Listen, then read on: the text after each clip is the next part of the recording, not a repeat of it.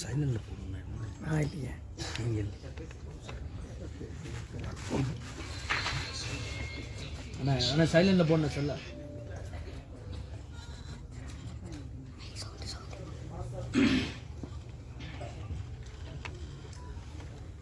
மூன்றாம் மனிதன் ஆடியோ ஃபங்க்ஷனுக்கு வந்திருக்க மரியாதைக்குரிய அனைத்து பத்திரிகையாளர் நண்பர்கள் மற்றும் டிவி நண்பர்கள் எல்லாத்துக்கும் என்னுடைய பணிவான வணக்கத்தை தெரிவிச்சுக்கிறேன்.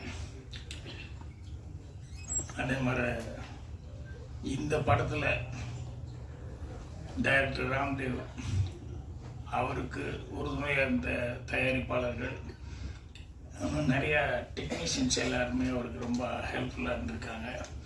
அவங்க எல்லாத்துக்கும் என்னுடைய வணக்கத்தையும் வாழ்த்துக்களையும் தெரிவிச்சுக்கிறேன். படத்தில் நடித்தவங்க நிறைய பேர் எங்கள் ஊர் நடித்தது ரொம்ப சந்தோஷமாக இருக்குண்ணா. நானும் நிறைய பேர்த்து கூட சோனியா அப்படிலாம் அவங்க படத்தை பார்த்துட்டு இருந்தபடியே இந்த படத்தில் தான் காம்பினேஷனாக நடித்தோம்.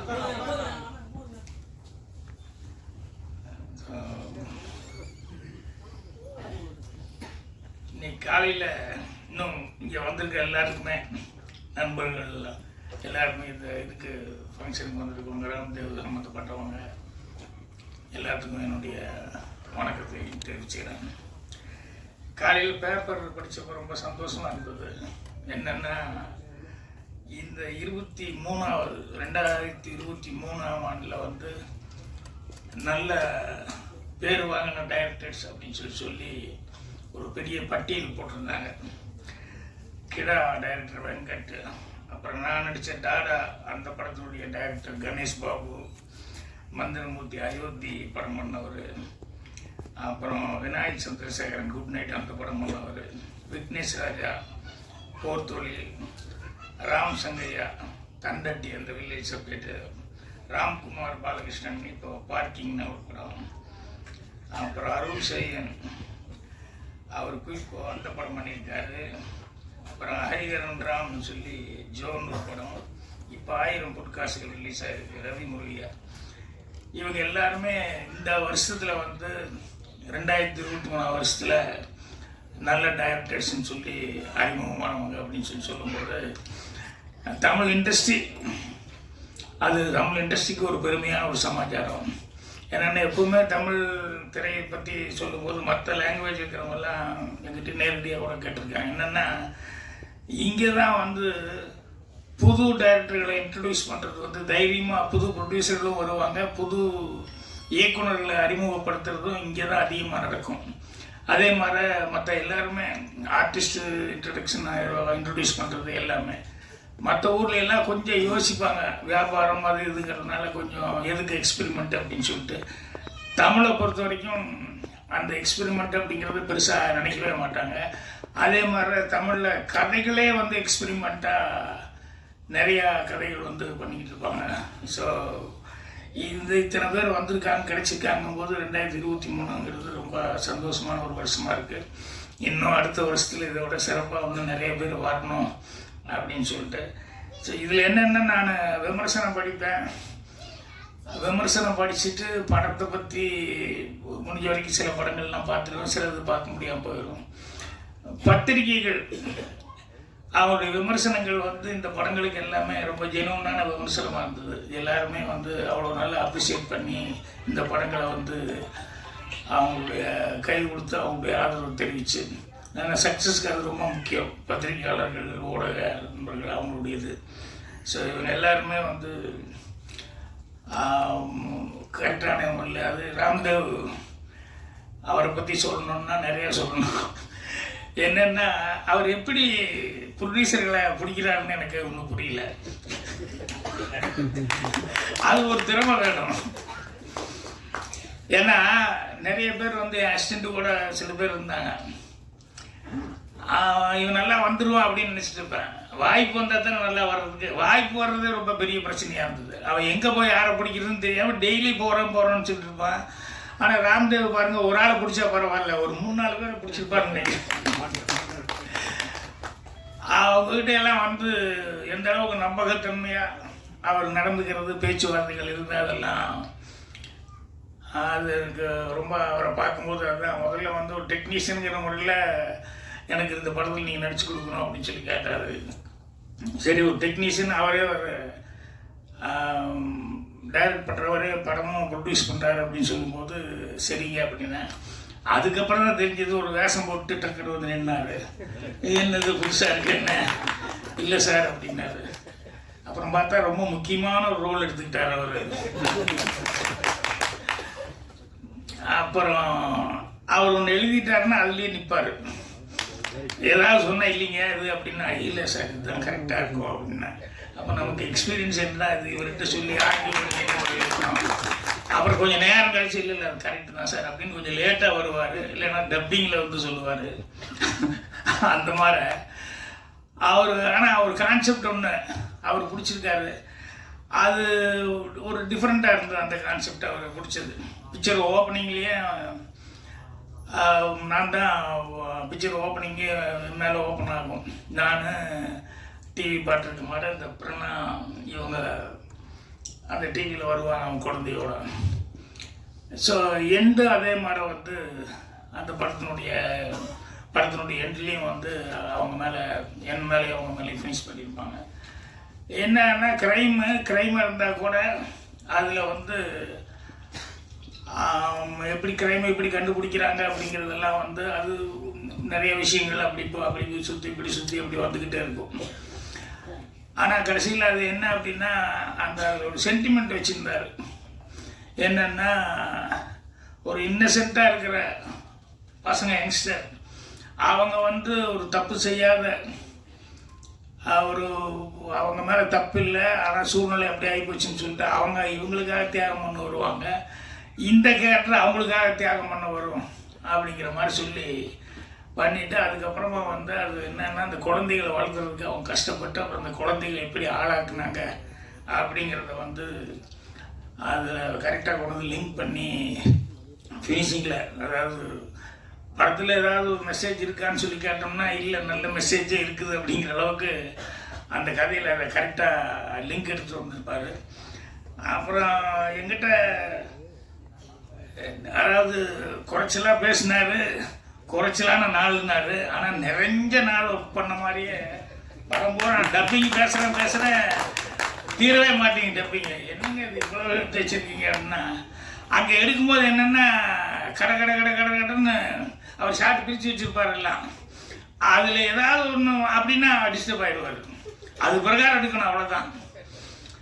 அதனால் அவர் எடுத்தது பார்த்தா நிறையா அவர் எடுத்த விஷயங்கள் எல்லாமே வந்து பார்த்தேன். எல்லாம் கரெக்டாகவே எடுத்திருக்காரு. அதில் எல்லாம் ஒன்றும் குறை சொல்கிற அளவுக்கு ஒன்றும் இல்லை. ஸோ அவரும் நான் சொன்ன மாதிரி அவரும் நடிச்சிருக்காரு. முக்கியமான ஒரு கேரக்டர் எடுத்துக்கிட்டு இவங்க அந்த பிரணா அவங்களுக்கு அது யார் ஸ்ரீநாத் வந்து சொன்னார் அவங்க வயசுக்கு மீறின ஒரு கேரக்டர் அப்படின்னு சொல்லிட்டு. ஆமாம், சில நேரங்களில் சில பேர்த்துக்கு வந்து அந்த வயசுக்கு மீறி சில கேரக்டர்கள் வந்து வரும்போது இது அவங்களால முடியுமா முடியாதா அப்படிங்கிற மாதிரி. ஆனால் அதெல்லாம் அவங்களுக்கு ஒரு அனுபவமாக வந்துடும். ஸ்ரீதேவி நடிக்கும்போது பாலச்சந்திரன் சார் படம் 3 முச்சாது அந்த படத்தில் நடிக்கும்போது அவங்க ஏஜுக்கு ரொம்ப சம்மந்தம் இல்லாத ஒரு கேரக்டராக அவங்க பண்ண வேண்டி வந்தது. அந்த மாதிரி நிறையா பேர் நிறையா அந்த ஏஜை தாண்டி இருக்கக்கூடிய கேரக்டர்ஸ் செய்யும்போது அந்த எக்ஸ்பீரியன்ஸ் வந்து அவங்களுக்கு பின்னால் வந்து ரொம்ப ஹெல்ப்பாக இருக்கும். இதில் அவங்க நல்ல சிறப்பான முறையில் அவங்க செஞ்சுருந்தாங்க. சோனியா அகர்வால் அவங்க எனக்கு 1 நாள் 2 நாள் தான் ஒர்க்கு. ஆனால் அந்த 1 நாள் ஒர்க்கும் சிறப்பாக இருந்தது. எனக்கு அவங்க பேச வரும்போது அப்படியே பார்த்துக்கிட்டே இருந்தேன். ஷாக் என்னென்னா அங்கே நான் கூட நடிக்கும்போது அவங்க பேசுறது காதுலேயே விழுகல, விஸ்பரிங். ஆனால் லிப்பு வந்து கரெக்டாக இருக்குது. ஆனால் எனக்கு கேட்கல. இது ராம்தேவ் நீங்கள் பேசுனீங்களா அப்படின்னாரு. ஏன்னா அவர் அடுத்தது கட் சொல்கிறதுக்கு இது பண்ணுறதுக்கு என்ன பண்ணுறதுன்னு தெரியாமல் அப்படி கவனிச்சுக்கிட்டு இருந்தார். அதனால இங்கே வந்து பேச வரும்போது கரெக்டாக கேட்குமா கேட்காதா அப்படின்னு நினச்சிக்கிட்டு இருந்தேன். ஆனால் அவங்க இப்போ இங்கிலீஷில் பேசுறதுனால அந்த பிரச்சனை இல்லை. தமிழில் பேசுகிறதுனா தான் கொஞ்சம் ப்ராப்ளமாக இருக்கும். ஏன்னா தப்பு வருமோ அப்படின்னு சொல்லிட்டு அவங்களுக்கு அந்த கான்சன்ட்ரேஷன் இல்லை. இப்போ நான் இங்கிலீஷில் பேசுனா நான் கொஞ்சம் யோசிப்பேன்ல, அது மாதிரி அவங்க தமிழில் பேசுனா அவங்க அப்படி. ஸ்ரீநாத் கூட பண்ணும்போதும் அதெல்லாம் அது முக்கியமான இன்வெஸ்டிகேட் பண்ணுற மாதிரி கேரக்டரு. ஸோ அவர் கூட நடிக்கும்போதும் அவர் டைரக்ஷன் பண்ணிட்டு இருந்தவர். நிறைய பேர் இப்போ டைரக்ஷன் பண்ணுறவங்களாம் ஆக்டிங்லேயே வந்துட்டாங்க இல்லை, கொஞ்சம் கஷ்டமான வேலைன்னு எல்லாம் தெரிஞ்சு. ஆமாம், போனோமா ஏதோ வசனம் பேசணுமா ஏதோ கொடுத்தாங்களா வந்தோமா அப்படிங்கிற மாதிரி. இது எப்போ கதை எழுதி அதை வந்து கஷ்டப்பட்டு லொக்கேஷன் எல்லாம் போய் பார்த்து அதுக்கப்புறம் ஆர்டிஸ்ட்டுகளை செலக்ட் பண்ணி இப்போ நினச்சி பார்த்தா எனக்கு ஆச்சரியமாக இருக்கும், நம்ம தான் இதெல்லாம் பண்ணோமா அப்படின்னு சொல்லிட்டு. ஏன்னா அப்போ அது வேலை மாதிரி தெரியல, அதனால் வந்து எனக்கு கஷ்டப்பட்டோங்கிறதே ஒன்றும் தெரியல. ஆனால் இப்போ வந்து எல்லோரும் சொல்லும்போது தான் நமக்கு தெரியுது இது இந்த மாதிரி அப்படின்னு சொல்லிட்டு. காலையில் இன்னொரு காமெடி கூட நடந்தது. நம்ம பாவா செல்லதுரை இருக்கார், கதை சொல்லி எல்லாம் டிவியில் பார்த்துட்டு இருப்பீங்களே, அவர் ஃபோனில் பேசிகிட்டு இருந்தார். நேற்று யாரோ ஒரு நண்பர் வந்தார், வந்தப்போ அவரை பற்றி பேசும்போது அப்போ நான் சொல்லிக்கிட்டு இருந்த ரொம்ப நல்லா கதை சொல்கிறாரு அவர். அது என்னென்னா அதில் சிறப்பம்சம் என்னென்னா எல்லோரும் எல்லா கதையும் படிக்கிறதுக்கான வாய்ப்புகள் ரொம்ப கஷ்டம். எல்லோரும் எல்லா புக்கும் வாங்கி எல்லா கதையும் படிச்சிட முடியாது. ஆனால் நல்ல ரைட்டர்ஸு எழுதின நல்ல கதைகள் இருக்குது பாருங்கள், அந்த மாதிரி கதைகளாக செலக்ட் பண்ணி பாவா செல்லதுரை வந்து அது ரெகுலராக வந்து அவர் சொல்லிட்டு இருக்காரு.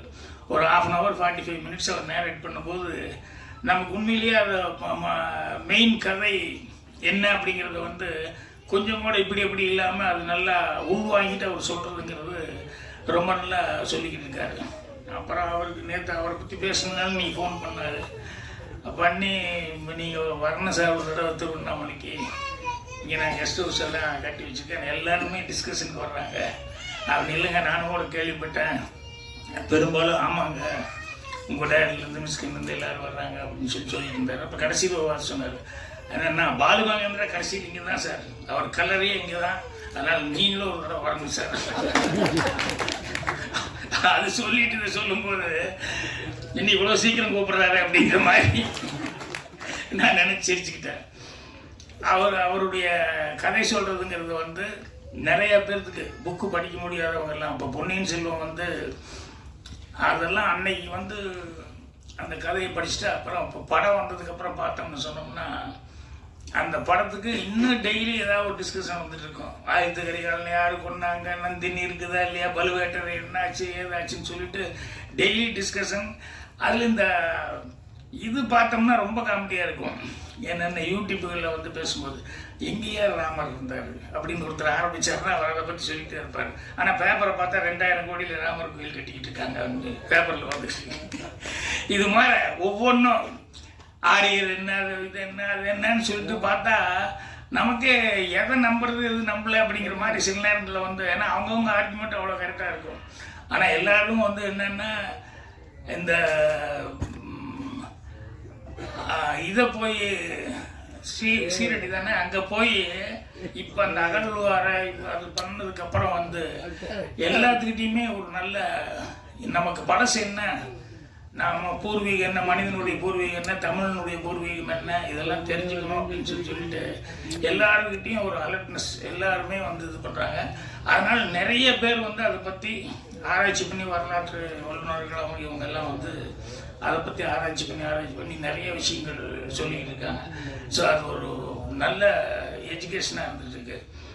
ஸோ அதெல்லாமே தமிழை பொறுத்த வரைக்கும் ரொம்ப சந்தோஷப்பட வேண்டிய சமாச்சாரங்கள். இந்த மாதிரி சினிமா இண்டஸ்ட்ரியில் வந்து நிறைய ஆளுகளுக்கு சான்ஸ் கிடைக்கிறது அப்படிங்கிறது, அந்த எல்லாருக்குமே புதுமுகங்கள் வந்தாங்கன்னா அவங்களுக்கு ஈஸியாக வந்து சான்ஸ் கிடைக்கிறது. இதெல்லாம் தமிழ் இண்டஸ்ட்ரியை பொறுத்த வரைக்கும் மற்ற இண்டஸ்ட்ரீஸில் நடக்குது, ஆனால் அதிகமாக வந்து நடக்கிறதுங்கிறது தமிழ் இண்டஸ்ட்ரியில் தான். ஏன்னா இது நிறைய பேர் வந்து அது வந்து என்கிட்டயே கேட்டிருக்காங்க, நிறைய பேர்த்துக்கு நானும் சொல்லியிருக்கேன். அந்தளவுக்கு தமிழில் வந்து ப்ரொடியூசர்ஸ் வர்றதும் சரி, டைரக்டர்ஸ் நியூ ஃபேஸஸ் நடிக்க வர்றவங்கெல்லாம் கிடைக்கிறது அப்படிங்கிறது. ஸோ இந்த படத்தை பொறுத்த வரைக்கும் நிறையா டெக்னீஷியன்ஸ் இவருக்கு பயங்கரமாக ஹெல்ப் பண்ணி எல்லாருமே கோஆப்ரேட் பண்ணியிருக்காங்க. ஸோ இதில் யார் ராம்தேவ் எழுதி இயக்குனவர், இணை தயாரிப்பாளர் ஞானோதயா, டாக்டர் ராஜகோபாலன், அப்புறம் சாந்தி ராஜகோபாலன், அவ்வளோதானா? நிறைய பேர் நான் மீட் பண்ண மாதிரி இருக்கு. அப்படியா? ஐஜி இந்த மாதிரி போலீஸ் எல்லாம் நினைச்சாங்களே, தயாரிப்பாளர் இல்லையா அவங்கெல்லாம்? சரி சரி சரி. ஸோ எடிட்டர் துர்கா, இசை வந்து Venushankar, camera Manivannan, Pragadeesh designer. So எல்லாருமே வந்து அவர் ராம்தேவ்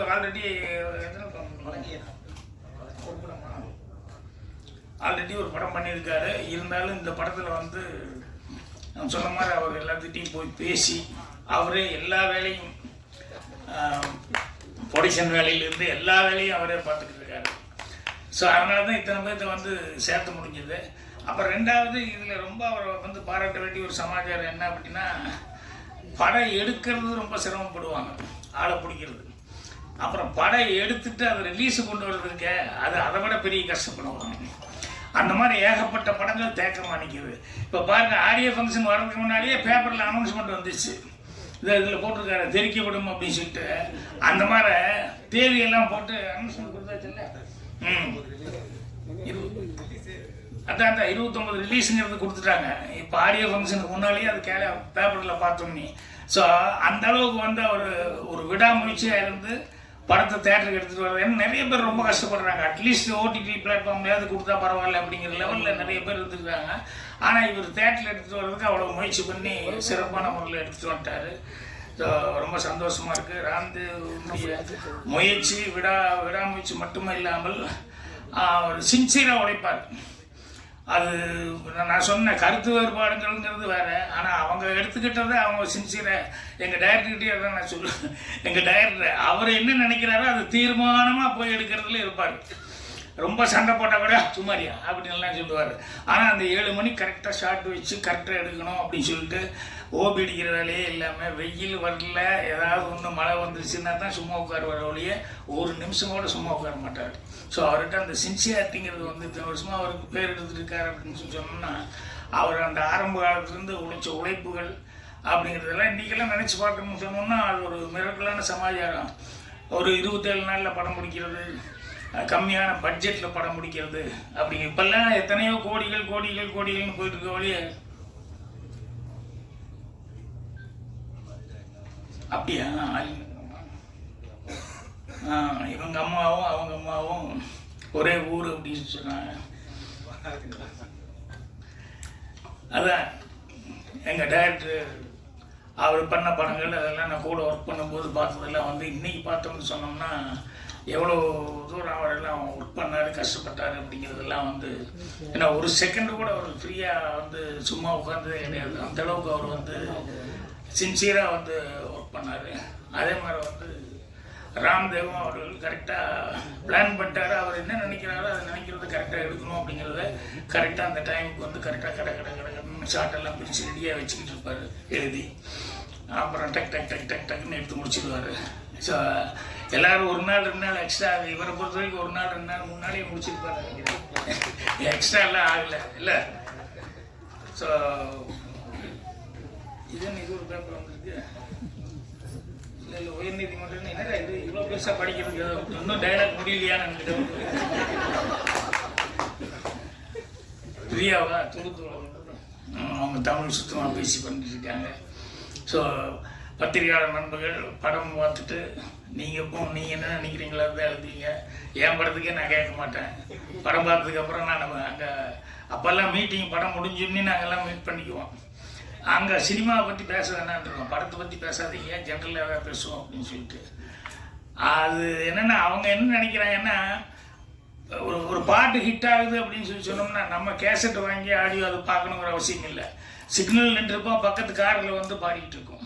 டீ கடையில் எங்கே போய் சாப்பிட்லான்னு போனால் அங்கே பாடிக்கிட்டு இருக்கோம். ஸோ ஒரு பாட்டு ஹிட் ஆகிறது எப்படி தெரிஞ்சுக்கணும்னா நம்ம வாங்கி பார்க்கணுங்கிறது இல்லை, அதே எங்கே வேணாலும் பாடிக்கிட்டு இருக்கோம், நம்ம காதில் விழுந்துகிட்டே இருக்கும். அது மாதிரி பத்திரிகையாளர் நண்பர்கள் வந்து அவங்க நினைக்கிறது அவங்களுக்கு ஜென்ரலாக என்ன தோணுதோ அதில் ப்ளஸ் பாயிண்ட்டு மைனஸ் பாயிண்ட்டுன்னு அவங்க ஆங்கிள் எழுதுவாங்க. இப்போ நான் சொன்னேன் அந்த 10 பேருக்கெல்லாம் நேம் வந்ததுக்கெல்லாம் காரணம் இவங்க விமர்சனங்கள் எல்லாம் வந்து எல்லா பத்திரிகைகளையும் நான் படிக்கும்போது எல்லாருமே ஓரளவுக்கு முன்ன பின்ன இல்லை பெருசாக, ஓரளவுக்கு எல்லாருமே அவங்க என்ன அப்ரிஷியேட் பண்ணாங்களோ அதே அளவுக்கு ஜனங்களும் அதை வந்து புரிஞ்சுக்கிட்டு தமிழ் ஆடியன்ஸுக்கிட்ட இருக்கிற பெரிய ப்ளஸ் பாயிண்ட் அதுதான். இது புதுசுன்னா கூட பரவாயில்லன்னு தேட்டருக்கு வந்து ஒரு தடவை பார்க்கலாமேன்னு பார்ப்பாங்க. அதுக்கப்புறம் மவுத் டாக் வந்ததுன்னு சொன்னோம்னா ஆட்டோமேட்டிக்காக வந்து தமிழ் ஆடியன்ஸுக்கிட்ட இருக்கும். ஸோ அதனால தான் இங்கே இருக்கிற படங்கள் வந்து நிறைய அடுத்த லாங்குவேஜுக்கு வந்து நமக்கு போயிட்டுருக்கு. அதே மாதிரி நம்ம டெக்னீஷியன்ஸ் எல்லாரும் எல்லா லாங்குவேஜ்லேயும் வந்து ஒர்க் பண்ணிட்டு இருக்காங்க. இதெல்லாம் நம்மலாம் பெருமைப்படக்கூடிய ஒரு சமாச்சாரம். ஸோ எல்லாத்துக்கும் புத்தாண்டுக்குள்ளே மறுபடியும் மீட் பண்ண போகிறோமா என்னென்னு தெரியல, ஃபங்க்ஷனுக்கு என்னென்னு தெரியல. மறுபடியும் நானும் வெளியூரெல்லாம் போக வேண்டிக்கிறதுனால அட்வான்ஸாக புத்தாண்டு நல்வாழ்த்துக்கள் எல்லாத்துக்கும் தெரிவிச்சுக்கிறேன். ராம்தேவ் அவர்களுக்கும் அவர் டீமுக்கும் அட்வான்ஸாக என்னுடைய நல்வாழ்த்துக்கள் தெரிவிச்சுக்கிறேன். நன்றி, வணக்கம். உங்களோட எக்ஸ்பீரியன்ஸஸை எங்களோட ஷேர் பண்ணது மிக மகிழ்ச்சி சார். நன்றி சார். அடுத்ததாக இயக்குனர் ராம்தேவ் அவர்களை நன்றி உரை கூறுவதற்காக அன்போடு அழைக்கிறேன். எல்லோருக்கும் வணக்கம். நேரம் இல்லாதனால கொஞ்சம் நேரத்தில் பேசி முடிச்சிடுறேன். அதாவது மகாபாரதத்தில் கிருஷ்ண மகாத்மா மாதிரி எங்களுக்கு இந்த படத்துக்கு 3ஆம் மனிதனுக்கு அவர் தான் ஒரு தேரோட்டம் மாதிரி நான் நினச்சிக்கிட்டு இருக்கேன். அவர் தான் கண்டிப்பாக இந்த படத்தை தூக்கி நிப்பாட்டுறாரு. அதுக்கு பிறகு நடிச்சிருக்காரு அப்படிங்கிறாரு. அதாவது நடிச்சிருக்கிறது ஏதாச்சும் நடந்த விஷயம். ஏன்னா நிறைய பேர் வந்து நடிக்க வர்றாங்க, அவங்கள வந்து புதுமுகமாக போடலாம் அப்படின்னா ஆர்வம் தான் இருக்க ஒழிய நம்ம சொல்கிறத செய்ய மாட்டேங்கிறாங்க. சரி, இதுக்கு நம்மளே நடிச்சிட்டு போயிடலாம். ஏன்னா இவங்களை வச்சுக்கிட்டு நம்ம போராடுறத காட்டிலும் நம்மளே நடிச்சிட்டு போயிடலாம் அப்படின்ட்டு. ஏன்னா நான் வந்து 5 பாலுக்கு 10 ரன் அடிக்கிறவன். ஏன்னா சின்ன பட்ஜெட்டில் எடுக்கணும். ஏன்னா ஒவ்வொரு விஷயம் நான் ஒரு ப்ரொடியூசராக ஒரு டிஸ்ட்ரிபியூட்டராக ஏன்னா பழகிய நாட்களும் ஒரு படம் எடுத்தேன். எடுத்த நல்ல படமும் பேர் தான் வாங்கியிருக்க ஒழிய எனக்கு ஒன்றுமே வரல. எங்கள் அம்மா இப்போ வீட்டில் இருக்கிற ரேஷன் கார்டை கூட நான் வீட்டுக்கு போனால் ஒழிச்சு வச்சிடுறாங்க. ஏன்னா வந்து இதை கூட தூக்கி போய் அடமானம் வச்சுருவேன் படத்துக்கு அப்படின்னு. அதனால் வந்து படத்தை வந்து ஸ்டார்ட் பண்ணிட்டேன். ஆனால் முடிக்கிறதுக்கு ரொம்ப உறுதுணையாக இருந்த ஞானோதயம் சார், ராஜகோபால் சாரை நான் நன்றி இப்போ கூறிக்கிறேன். வேறு என்ன சொல்கிறது மேம், அதாவது இந்த படத்துக்கு அழகு சேர்க்கிறது சோனியா மேம். அதுக்கு பிறகு பிரணா வந்து ஒரு நல்ல ஒரு ஆர்டிஸ்ட்டை நான் அறிமுகப்படுத்தியிருக்கேங்கிறதுல சந்தோஷப்படுறேன். ஸ்ரீநாத் சார் சொல்லவே வேணாம், அவர் விஜய் சாருடைய ஃப்ரெண்டு. இப்போ எனக்கும் ரொம்ப பெஸ்ட்டு ஃப்ரெண்டு. அவ்வளோ தூரம் ரிலீஸ் வரைக்கும் நேற்று முந்தாநாள் கூட ஒரு டிஸ்ட்ரிபியூட்டரை கூப்பிட்டு போய் அறிமுகப்படுத்தி என்ன வழி சார் ஏது வழி சார்னு கூட இருந்தே உதவி பண்ணுறாரு. அதுக்கு பிறகு என்ன சொல்கிறது, முடிந்த அளவு முயற்சி செய், முடியாததை இறைவன் செய்வான் அப்படிங்கிற மாதிரி உங்கள் எல்லாரையுமே பத்திரிகை ஊடக எல்லா நண்பர்களையும் ஒரு இறைவனாக பார்த்து நீங்கள் உதவுவையும் நான் நினைக்கிறேன். நன்றி, வணக்கம்.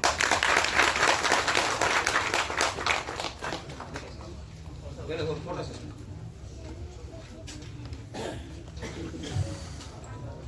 படக்குழுவினர் அனைவரும் இணைந்து தற்போது மேடையில் போட்டோ எடுத்துக் கொள்ள இருக்கிறார்கள்.